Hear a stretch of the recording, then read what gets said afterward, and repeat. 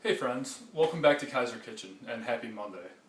So, Monday can be a little bit of a drag at work, in the case of Mondays. So we thought we'd make it a little bit more fun by making some bacon today.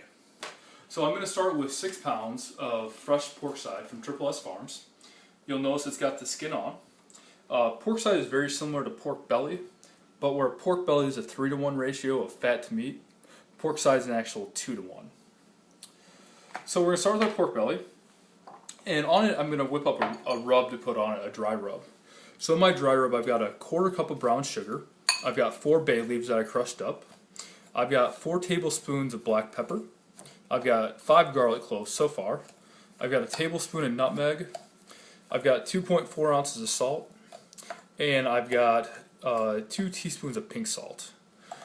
Pink salt is called sodium nitrate. And what this does is actually going to help deter bacteria like botulism growing when we cook it. I cook my bacon, I smoke it, and when you smoke it's a very low temperature. So to prevent anything from happening, you just use that as kind of a safeguard.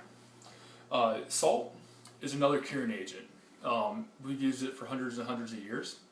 And the ratio of salt to meat is your total ounces multiplied by 0.025. So I've got 1 more garlic clove to put in my rub, but I want to show you this cool tool that I found in our house this weekend. It's funny what you have laying around the house. So I usually used to peel my garlic by hand and put it through the press, but what I found is you can put it in this little tube, roll, and voila, your garlic is clean. Which, if you're like us in the Kaiser household, we use a ton of garlic. Alright, so we're going to give our rub a final whip here. We're not going to whip the crap out of it like we did the banana ice cream, but we're just going to give it a little gentle rub. And we're going to rub it on our pork belly. So you'll see this piece over here is about 3 pounds, this guy's about 2.97. So we're going to split the rub pretty equally, but we'll give the large one a little bit more. So I'm going to make some room on my counter. And we're going to rub the pork on all sides with the rub.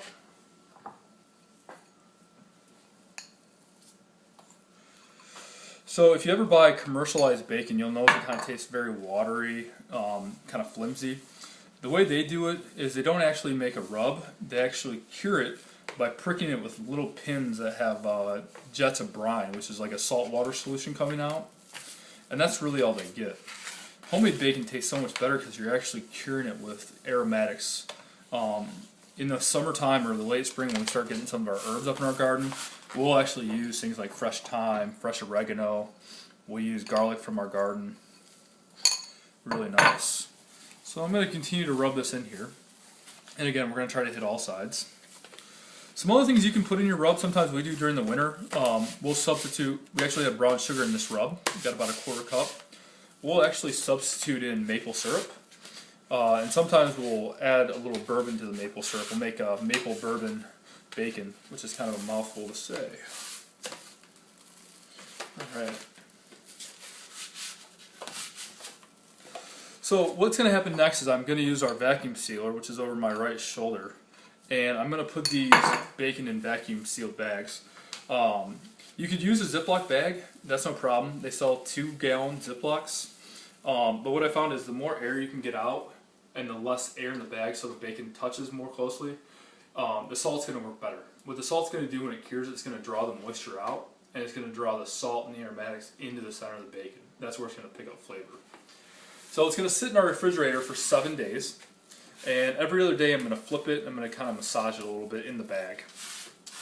After that, on day 8, I'm going to take it out of the bag and I'm going to let it sit on kind of a cooling rack for 1 day. And what's going to happen there is it's going to sit uncovered. It's going to develop what they call a decal. And a decal is just a term for a smooth surface that's kind of dried out. And that helps smoke in the smoker adhere to it better. So I smoke my bacon at 250 degrees on the smoker temperature. I use hickory wood, sometimes I use apple.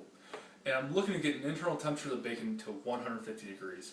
I don't want to cook it, but I want it heated through. So then what I'll do is when I pull off the smoker, I'll come in, I'll cut the skin off the top of the pork belly, and then I'll wrap them up and let them cool in the fridge. And then when they're cooled, I'll slice them. Now you try to make strips and sometimes you have some leftover, that's great. We chop that up in chunks and we use it for different things like soups and stews. If you don't have a smoker, no big deal, you can do it in your oven. I've even seen some people use a smoke-top box on their stove, but no matter, it's still going to taste great.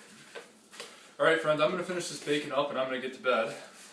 You guys have a great Tuesday, and we'll see you for part 2 when we smoke these bad boys.